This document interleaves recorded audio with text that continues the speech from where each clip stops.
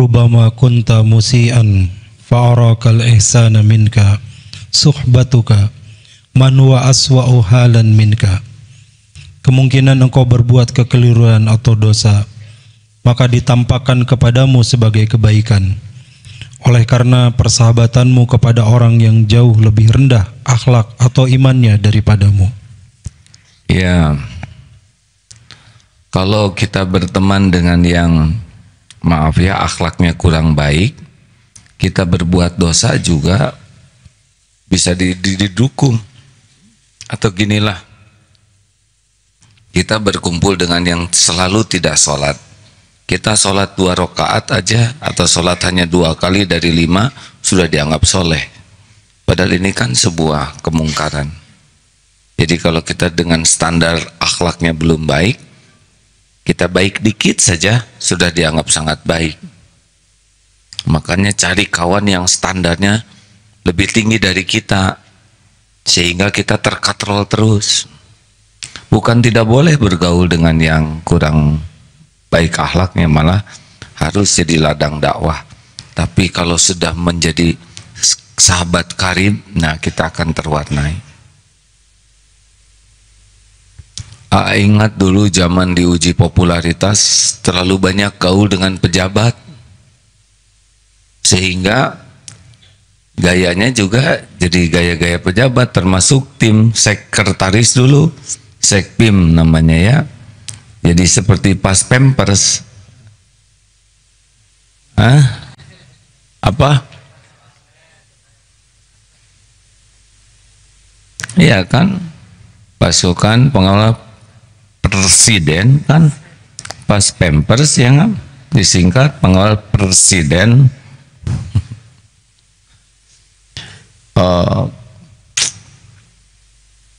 Berat.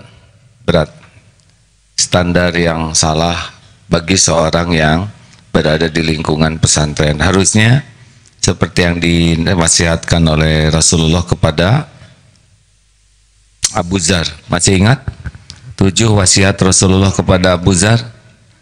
1,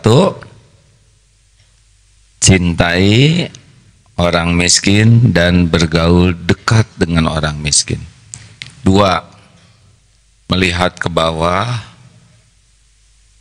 kepada orang-orang, jangan melihat ke atas.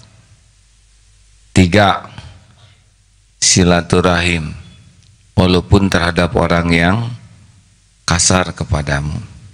4, katakan kebenaran walaupun pahit. Salah. 4, ucapkan la haula wala quwata illa billah. 5, katakan kebenaran walaupun pahit. 6, jangan takut kata-kata orang yang mencela di dalam berdakwah, mengajak orang kepada Allah. 7, jangan meminta-minta apapun kepada manusia. Minta ke Allah saja. Tahu bagaimana cara menghafalkannya? Mau hafal tidak? Dalam tempo 5 menit sudah hafal semua. Mau? Dan susah lupa. Mau tidak diajari ini? Agak sedikit nih ya. Makanya bergaulnya dengan yang tahu ilmu jembatan keledai namanya. Jadi kalau ngedengar 1 yang kebayang sapu, 2 yang kebayang kuda, 1 sapu, 2 kuda, 3 yang kebayang segitiga, 4 yang kebayang ketupat, 5 yang kebayang delima, 6 yang kebayang orang senam, 7 juju yang kebayang baju. 1 apa? 2, 3, 4, 5, 6, 7. Nah, udah 1, 2, 3, 4, 5, 6, 7. Jadi caranya gini. Menurut Rasulullah, 1 harus dekat dengan orang miskin dan mencintai orang miskin dan dekat dengannya. Bayangkan orang yang sedang nyapu itu orang miskin. Sapu, oh lagi nyapu, orang miskin nyapu, kita harus cinta kepada mereka dan dekat. Yang kedua, bayangkan kuda lagi nunduk, lihat ke bawah, jangan ke atas. Nah, lihatlah kepada orang-orang tuh ke bawah, jangan lihat yang di atas. Tiga apa? Segitiga. Ingat segitiga tuh nyambung, silaturahim, walaupun segitiganya kasar, ya. Empat apa? Ketupat, ucapkanlah la haula wala quwata illa billah. Ketupat kan dimakan, ucapan lah. Membuat ketupat itu membutuhkan la haula wala quwata illa billah. Tidak ada daya untuk membuat ketupat tanpa izin Allah. Benar? Delima itu biasanya manis, yang ini pahit. Ketika mengucapkan kebenaran, pahit. Katakanlah kebenaran walaupun pahit. 6, senam. Kita mendakwahi orang yang lagi senam, kemudian mereka tidak nerima, nggak apa-apa, katakanlah kebenaran. Ulangi. Yang ke-6, jangan takut orang yang mencela ketika berdakwah kepada Allah. Yang ke-7, baju, jangan minta baju ke siapa-siapa, ya. 1 apa? Bukan sapunya. 1, kebayang. 2, 3, jelaskan. 3 apa?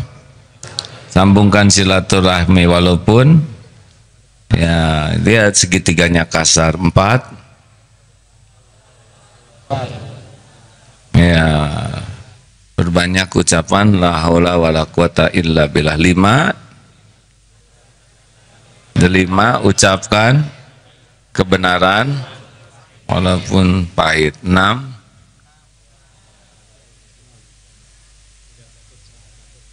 jangan takut celaan orang yang mencela dalam dakwah kepada Allah.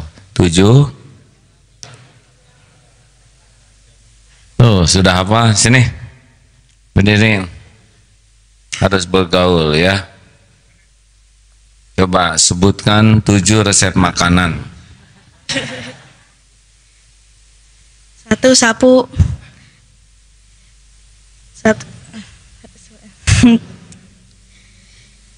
pernah mencintai orang miskin dan dekat dengannya.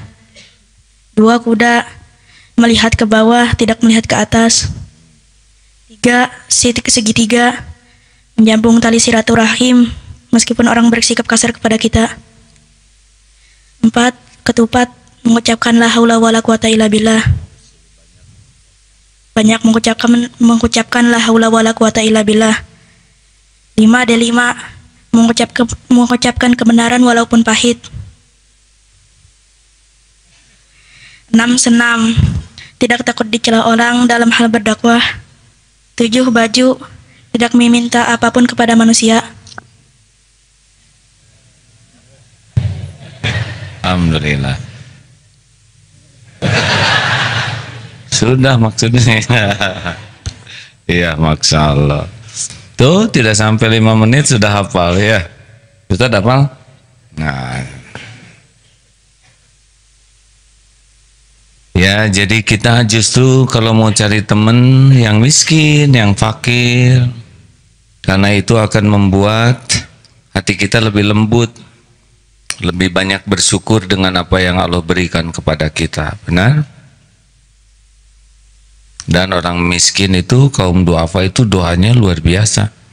Kita ngasih 5.000 kepada orang kaya, tidak ada apa-apanya, tapi ngasih 5.000 kepada orang yang tidak punya uang, akan keluar banyak doa itu. Yang kedua, jangan lihat ke atas, kalau lihat tuh ke bawah. Punya motor, lihat yang baru, motor kita jadi jelek. Benar? Pokoknya kalau kita lihat yang dikasih dunianya lebih, cenderung kita kufur nikmat, tidak mensyukuri apa yang ada karena sibuk aja. Jangan suka iri sama orang lain, ya. Tiap orang tuh punya kapling masing-masing, dan jangan ingin seperti orang lain, nggak perlu. Ingin jadi orang soleh saja. Tidak harus saudara seperti saya, karena tiap orang punya garis beda-beda. Ingin jadi orang yang disukai Allah cukup, itu sudah cukup. Jadi apa saja ya yang disukai Allah udah selamat. Oh, saya ingin ceramah seperti Agim terus niru. Ya kan? Ya kan? Ya kan? Nurutan Agim malah dikutuk oleh yang dengar ya. Jangan, tidak usah ingin seperti orang lain, ingin jadi orang yang bertakwa saja sudah sangat cukup. Perlukah ingin jadi ulama? Tunggu dulu. Apa maksudnya jadi ulama? Kalau jadi ulama yang dalam pikirannya hanya diundang orang, ceramah ke sana sini, masuk TV, terkenal, dihormati orang, nggak usah pengen jadi ulama. Kalau ulama dalam pikirannya adalah sebagai aksesoris duniawi. Tapi kalau ingin jadi ulama karena dia orang yang takut kepada Allah, sehingga akhlaknya mulia, hatinya bersih, boleh. Yang ketiga apa? Sambungkan silaturahim. Kalau kita mendatangi orang yang sering ke kita tidak aneh. Tapi kita mendatangi orang yang tidak mau datang ke kita itu bagus. Mendatangi orang yang bersikap tidak baik ke kita lebih bagus. Kan ada orang yang tidak datang ke kita karena tidak mau datang. Nah, kita baik ke ngedatengin orang yang tidak mau silaturahim itu bagus. Kalau kita datang ke orang yang sering silaturahim ke kita tidak apa-apa. Itu sudah adil. Tapi kalau dia jarang ke kita, kita datang. Apalagi yang lebih hebat, dia sikapnya tidak enak ke kita dan kita tetap datang menyambungkan silaturahim. Ini lebih bagus. Gini, kita ngasih hadiah kepada orang yang suka ngasih hadiah itu tidak aneh. Kita ngasih hadiah kepada orang yang tidak pernah ngasih apa-apa itu lebih bagus. Kita ngasih hadiah kepada orang yang pernah berbuat jelek ke kita selain pelit itu lebih bagus. Rasulullah SAW, beliau itu kalau punya sesuatu kasih saja. Setumpuk emas juga dibagikan saja begitu saja. Ini karena keyakinannya, yakin ini tumpukan emas ini milik Allah dan memang Allah berikan, tidak akan menjadi hilang ganjarannya di sisi Allah. Yang keempat, ucapkan la haula wala quwata illa billah. Hayya 'alas shalah. Apa jawabannya? Untuk ibadah saja kita tidak punya kekuatan. Nah, termasuk mencegah dari kemaksiatan kita tidak punya kekuatan tanpa pertolongan Allah. Makanya kalau kita lagi tergoda, lagi emosi, syahwat, amarah, atau lagi lemah, kita la haula wala quwata illa billah. Artinya kita enggak bisa menolak maksiat kecuali dengan pertolongan Allah.